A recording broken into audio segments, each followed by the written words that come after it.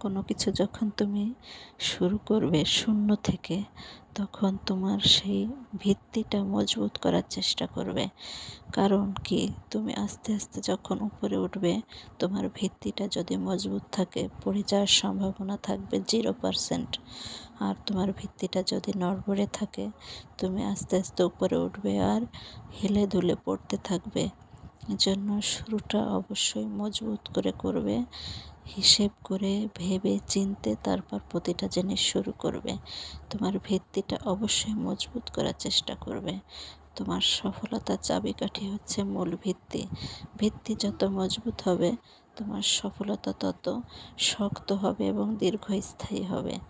তুমি প্রতিটা পদক্ষেপ হিসাব করে পা ফেলবে, যাতে গর্তে বা কাদায় পড়ে না যাও। কারণ একবার পড়ে গেলে উঠে দাঁড়াতে সময় লাগে।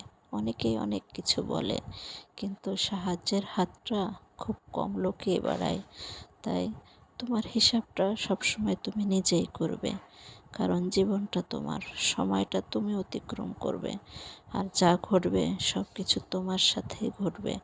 অন্যেরা শুধু উহু আহা কি হলো এটুকুই, ব্যাস, এখানেই সমাপ্ত তাদের উপসংহার।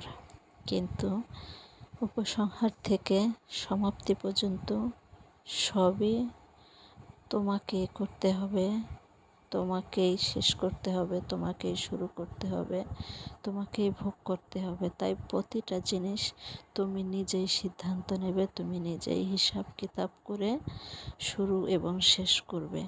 দেখবে সব মিলিয়ে সুন্দর হবে।